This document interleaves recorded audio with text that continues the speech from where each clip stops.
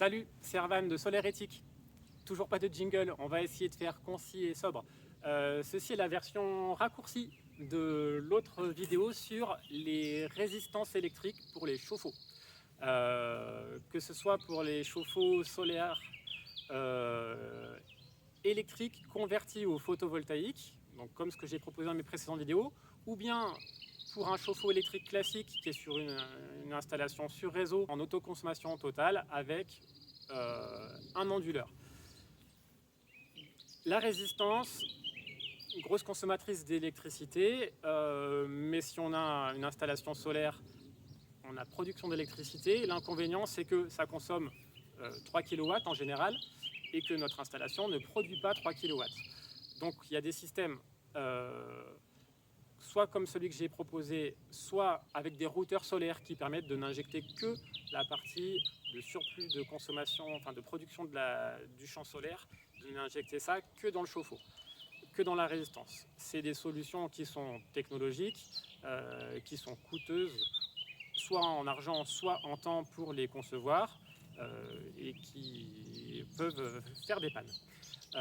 Pour ma solution de solaire électrisé avec des panneaux comme ça alimentant direct une résistance, c'est pareil, il y avait l'inconvénient de la bascule entre le jour mettre la résistance sur le solaire, la nuit sur le réseau, et puis un petit problème de risque sécuritaire si on fait la bascule en milieu de journée avec le problème d'arc électrique dans le commutateur. Ce que je vous propose, c'est d'utiliser des résistances faites pour le triphasé. On en trouve plein, y compris dans les chauffe-eau en monophasé, ça c'en était un. Alors celui-là il était connecté en triphasé, mais en fait si les trois fils sont reliés ensemble, souvent il y a une plaque en étoile comme ça en laiton comme pour le neutre qui relie les trois phases, et donc on a bien l'équivalent d'un chauffe-eau monophasé, 3 fois 1000 watts connectés ensemble. Moi ce que je vous propose, c'est de dissocier ces trois phases, ces trois résistances et les neutres aussi, et d'avoir 3 fois 1000 watts. 3 fois 1000 watts qu'on lance l'un après l'autre, ou pas le troisième 1000 watts parce que notre installation en autoconsommation elle produit jamais 3000 watts, hein, puis il y a le reste de la maison. Donc on commence par ne mettre qu'une résistance quand on produit assez pour l'alimenter en solaire. Puis la deuxième résistance, on coupe ça quand on a besoin d'une grosse puissance à la maison, à midi par exemple quand on fait la cuisine. Et on refait dans l'autre sens, on reconnecte après les 2000 watts après le repas, puis 1000 watts quand le soleil décroît au cours de l'après-midi, et puis on arrête tout. Quand il n'y a plus de soleil, on peut tout mettre en marche forcée quand on veut. Alors comment on fait ça? Comment la servir de façon simple? Avec des prises connectées comme ça par exemple.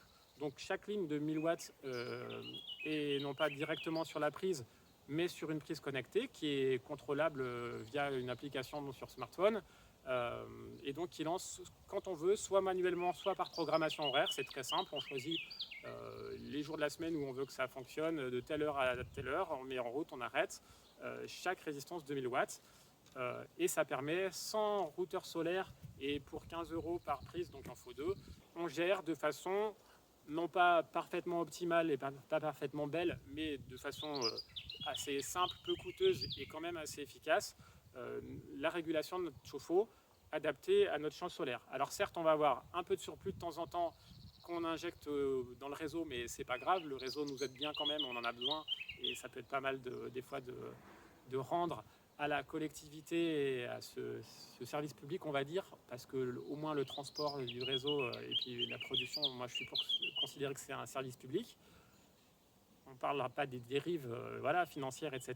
Mais ça, c'est notre histoire. Il faut les modifier, faire pression. En tout cas, tant pis pour le surplus qu'on injecte de temps en temps. Et puis, à certains moments, s'il y a un petit nuage, ou bien si notre installation ne produit pas assez et qu'on a mis les 2000 watts en route, on achète un peu en heure pleine. Certes, c'est un peu plus cher que ceux qui ont un routeur ou qui mettent leur chauffe-eau en heure creuse, mais les 3 centimes d'écart entre les heures pleines et les heures creuses sont jamais rentabilisables, et c'est pas grave si moi je suis pour la suppression du système des heures creuses sur des installations quand on a du photovoltaïque. On consomme quand on produit, si besoin on achète un peu, si on a un peu trop on injecte, tant pis, et voilà. Bon, finalement c'est pas du raccourci mon explication. La deuxième chose, pour ceux qui ont un chauffe-eau solaire direct avec des panneaux sans onduleurs, le fait de mettre 2 résistances de 1000 watts directement sur le solaire et une résistance de 1000 watts sur le réseau qu'on lance quand on veut par une prise connectée aussi, ça permet d'avoir un système mixte sans avoir à basculer de l'un à l'autre. Les 2 tiers, les 2000 watts qui sont sur le solaire, elles sont chauffées en permanence dès qu'il y a le soleil, sans se poser de questions. Et les 1000 watts sur le réseau sont mis à la demande par programmation ou manuellement quand on veut, pour la pointe. Voilà, ça simplifie la gestion et ça simplifie aussi la conception et ça optimise un petit peu les choses. Voilà, je vous remercie.